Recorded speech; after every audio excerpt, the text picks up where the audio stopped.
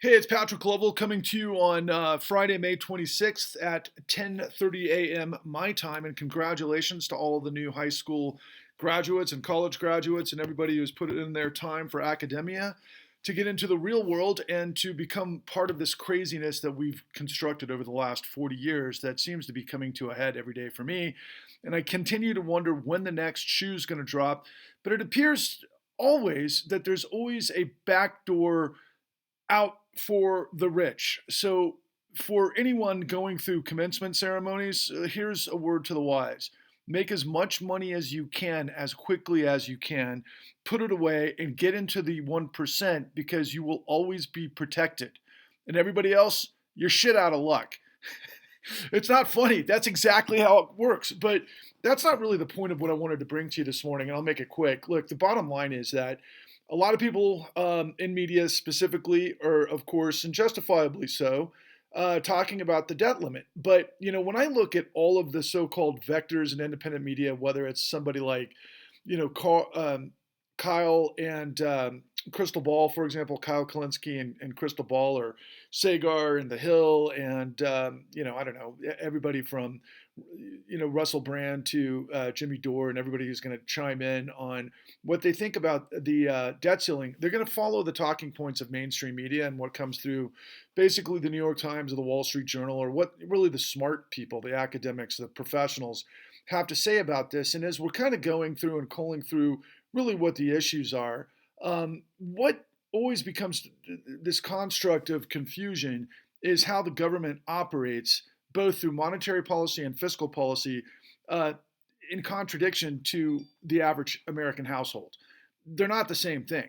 The way you have to manage your own monetary affairs, your own fiscal budget, is not the United States federal government. Okay, the United States federal government doesn't end like your life, unless, of course, something catastrophic happens and we have complete calamity and it's the end of the United States, which I can't imagine, what it would really take to make that happen. But certainly the debt ceiling is one of those scenarios, given the intricacies of a global marketplace that is so, you know, uh, confangled, quite frankly, because it can tripwire a lot of problems that leads to a lot of,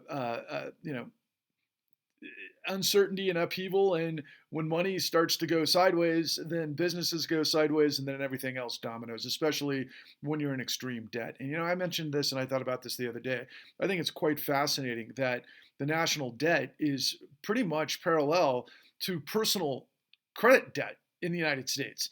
And, a couple of things that came on my, radar this morning as I was kind of thinking through this process and what I wanted to say to you guys to justify why what I'm revealing to you is the core of everything, and why we, the people, have to come together to the tune of tens of millions to overcome the corruption that's right in front of our face in all of these games and all of these, misinformation, disinformation tactics from supposedly the institutions that we should trust. But it's all a lie.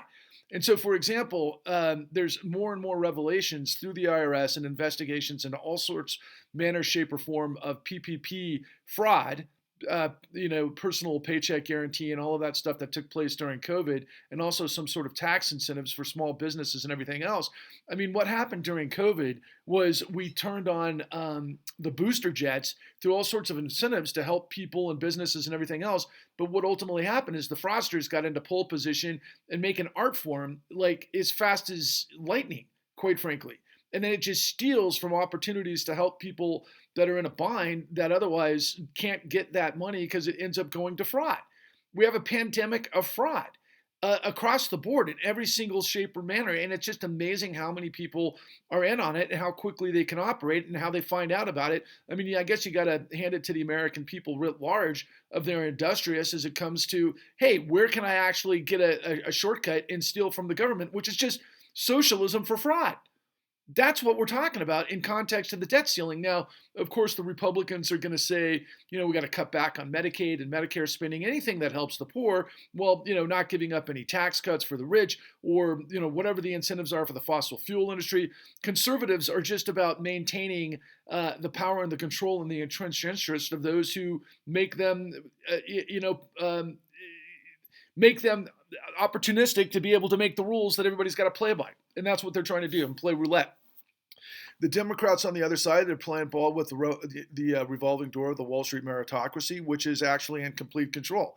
Do I think they're going to settle this debt ceiling scenario and something with the Treasury, or we keep hearing about the 14th Amendment and everything else? Yeah, sure. But the thing that nobody's talking about is the genesis of the tumor of what it is that I continue to reveal to you. Did we have a national dialogue about matriculating out of thin air $30 trillion in 2009 to backstop the largest criminal conspiracy and cover up in history? No, we didn't. Have we had a national dialogue about the additional 40 trillion that came through the Federal Reserve into the the financial system vis-a-vis the what we call the primary dealer brokers since 2019 to the tune of another $40 trillion? I'm absolutely certain. I mean, it gets a little bit convoluted in terms of the numbers that you look at, but I'm absolutely convinced we're north of 50 trillion since 2009. And of course, nobody's talking about that. Now, granted, it's monetary policy versus fiscal policy, but the media is, willing to keep us churning about, all of the sort of conflicts within society that pits the poor against the rich, against white versus black versus identity politics of all sorts, that sort of justify X, Y, and Z, in positioning, to create this sort of chaos so that the power behind the system continues to keep on keeping on. And they've got absolute free money. It's ridiculous. We have literally provided free money to criminal racketeering financial enterprises that use every single trick. I keep thinking about, I used to think I was smart in terms of games and like the 3-card Monty and being able to not be suckered and all that kind of stuff. But these guys are playing like at levels that are insane. And I'm talking about the asset managers. I'm talking about, the private equity guys, and of course, the likes of, I don't know why I'm saying so much. I just got to slow it down. The likes of hedge funds and insider trading and all of the rest of it that go into these insane games that all of these people in the system can bet the margins and set everybody else up and do what we call the rug pull. And then the regular Americans are none the wiser. Because the regular Americans, I guess, graduated from high school or maybe an undergraduate degree, got into a job, got into family, have to keep up with the Joneses to try to maintain, some sort of base to pay for, housing and food and clothing and all of the necessities for a family. And a lot of people, because of the nature of stagnation of wages, get into the debt trap. All of that fuels this system. But when shit goes sideways, the people that end up getting blown up are everybody below the line, okay? What I continue to explain to you and what the con at www.thecon.tv reveals is the methodology, the brinksmanship, the gamesmanship, the internal sort of inside pool that, basically emulates from what we call control fraud. And it's always the CEOs. That's the power behind the power that basically grifts everything. And so, like I've told you many times before, that billionaires spend billions to corrupt the system so they can loot trillions. That's been our reality for the last 13 years. And so if you watch anybody, like I said at the outset, from Crystal Ball and Kyle Kalinske to, all manner, shapes, or forms of everybody chiming in, what they think and reactionary, full circus, they don't know what it is that I'm telling you because it changes the calculation and the telemetry of everything. You couldn't talk about a debt ceiling and really sort of have some rationale about like, well, look, maybe we're spending too much on this without talking about fraud. Maybe we're spending too much on that without realizing that we're spending, I don't know how much for the military industrial complex, and was just realized, like for the third time on 60 Minutes over the course of 4 decades, that the Pentagon is getting away with insane corruption and fraud with these huge military contractors that are spending oodles of like money over and above the actual carrying cost of development of these weapons and to market and everything, well, to market to the battlefield, whatever. There's just nobody knows how these guys are pricing this thing, and the government's like writing blank checks through the Republicans specifically, and I'm sure plenty of Democrats are in on that as well. But we're comparing apples to oranges, and nobody understands that. Look, the rich can manifest money like that through the Federal Reserve. The Federal Reserve isn't, the Federal Reserve isn't accountable to Congress, even though it's supposed to be, and Congress isn't accountable to the American people. even though it's supposed to be. And my last, sort of comment on this morning is that, look, what I discovered during the 2008 great financial crisis that absolutely blew my mind was that there's a methodology of stopgaps of security built into, the housing market that creates the value overall. And you have to have professionals at every step of the way to be able to know what they're doing and how to do proper underwriting and guidelines and be accountable under, the precepts of the regulations and the laws that each one of the ingredients of the housing industry have to be in accordance with. Otherwise, the whole thing goes catastrophic and out of whack, which is exactly what happened because of what we show you in the con, which was just massive grift where everybody in the pipeline was incentivized to lies based on control fraud because it made short-term profits for the CEOs and the shareholders is the idea, really. And it was all predicated on fraud. It wasn't the market. It was fraud, deceptive acts and practices, liars' loans. And that is complete antithesis of the whole system. Imagine building a bridge that's designed to fail. Imagine building an airplane that's designed to go down. I mean, that's the equivalency. And what they did to make this happen is they hired people with no experience. That's the idea. They got what we call burger flippers, people that were making $18,000 a year, working their asses off in low-income jobs. Then they get recruited to go into mortgage sales. And ultimately, they start making more money than they did in an entire year before working their asses off on one deal. But by lying, stealing, and cheating. And they did that on overdrive that went absolutely catastrophic haywire in a way that was like a nuclear reaction and mushroom cloud that engulfed the frickin' world.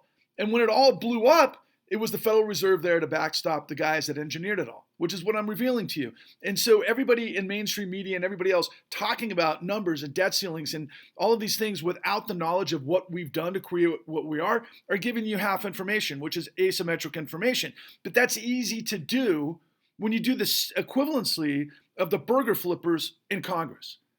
So how does somebody like Marjorie Taylor Greene or George Santos or any number of all of them, I'd even go so far as to say Ted Cruz, even though he's got a Ivy League degree and I think he came out of Goldman Sachs, or I know his wife did. Ted Cruz is smart and schwarmy as hell, and that's one side of the equation as well. But when you get people elected to Congress, Lauren Boebert and the rest of them, that don't have any idea what the difference is between fiscal stimulus and payments and policy are in contrast to the Federal Reserve and monetary policy and what's happened before and all of these other things. They're burger flippers. They're just there to create chaos. They're get the MAGAs all worked up that it's the other guy's problem that's destroying you because you're going to pay too many taxes to be able to help somebody who's got some disastrous scenario where they're homeless and they need Medicaid for medical. I mean, all of those things play in. Meanwhile, then you look at the reality, like I said earlier, that you've got the national debt similar to personal debt, and how many people out there that might consider themselves MAGA are in debt beyond comprehension.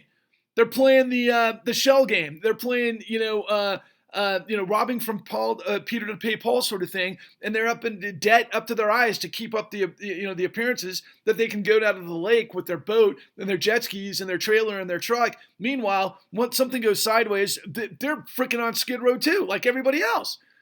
And it's like, okay, you can't see the forest for the trees. The financial system is in complete control. They've hijacked the government. It's a corporate fascist state undergirded by a criminal syndicate and billionaires, and they use socialism to backstop the mafiocracy, which is money out of free air and trillions of dollars to the bad guys that are skimming off the top in a big, giant global racketeering enterprise that ultimately ends up turning to fueling fascism. And I'm telling you that nobody is going to stop this except for us. We the people, and I have the information that I spent years and years and years aggregating, accumulating, getting all of the answers, all of the contacts, all of the people in the hierarchy of this thing. That in a second, if we had critical mass, could turn this thing upside down, inside out.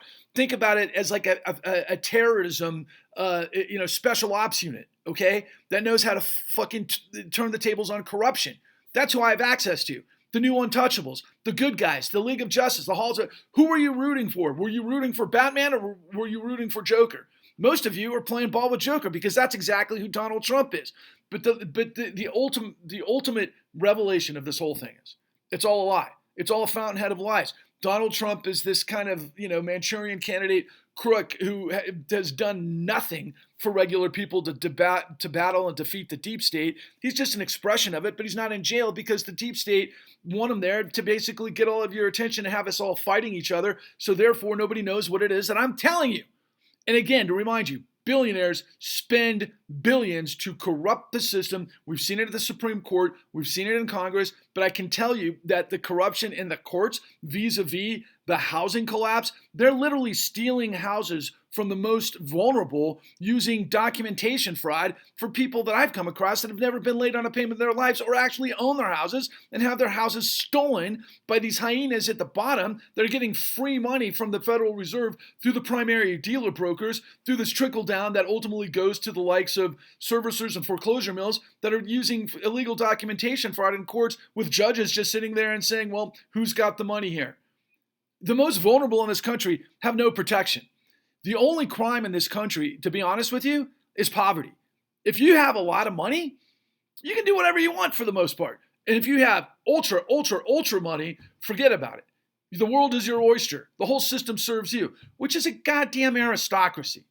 But again, to remind you, I mean, look, we could do this bit by bit during, throughout history to explain that this is more the case than not throughout history. It wasn't until 1776 where 13 colonies came together to create the Bill of Rights and the Declaration of Independence to create a fucking revolution against that era's tyranny. And there's tyranny throughout history. But King George III and the Redcoats and of course the East India Trading Company, which they said get lost. And then of course, because of human nature, we created all sorts of variations of that ourselves. And then we had the Civil War, and then we had World War II. This is a constant battle. Consider it good versus evil, right versus wrong, righteous versus evil. I mean, that's all it is. And this is the righteous grind. So what I'm explaining to you is that if you invest $13 in me, if you're not in on it, you're getting played by it. And I'm trying to gather tens of millions of us equipped with the truth to basically purge this insane ocean of madness of lies that have overwhelmed us all.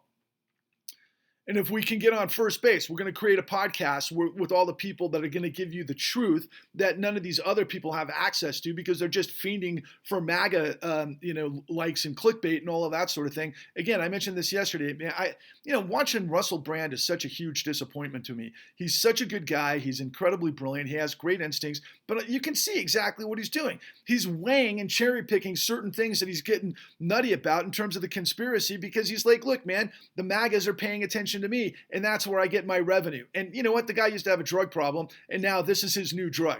I know that sounds kind of mean, in a way, but I think that's exactly what we're dealing with. But he's not the only one. Everybody is. You can't trust anybody. I'm telling you, I've got the answers. Look around. Who was talking about Federal Reserve Act 13.3 being utilized by the Fed against its statutes to provide trillions of dollars of liquidity illegally to a bankrupted financial system that got that way because they created this giant criminal racketeering enterprise that was the housing market that led to everything since? This isn't ancient history. It's just a freaking over a decade ago, which seems to me like an eye blink. But the bottom line is it created the world we live in. It's beyond any science fiction movie you've ever seen. This is reality. Look, if you join me, me and everyone you see who isn't a Nazi, who believes in dignity, integrity, decency, and liberty, and sustainability, we unite and we defeat the tyranny of misery. And we usher in the new redemption to the clean New Deal. That's what we've done throughout American history. That's what we do as Americans. When evil starts to get too much control, we fight back. We don't trust power. We don't trust corruption. We believe in independence, but at the same time, we understand that we have to come together to merge in unity to defeat this freaking unified monster of corruption. Because nothing unifies more effectively than money. And all of these people that are in on it are destroying the rest of us. They're destroying the dream of the American people, the American dream. Life, liberty, pursuit of justice, liberty and justice for all, integrity of the law, separation of powers. It's all been completely destroyed. Failure is not an option. Rise, roar, revolt, onwards and upwards.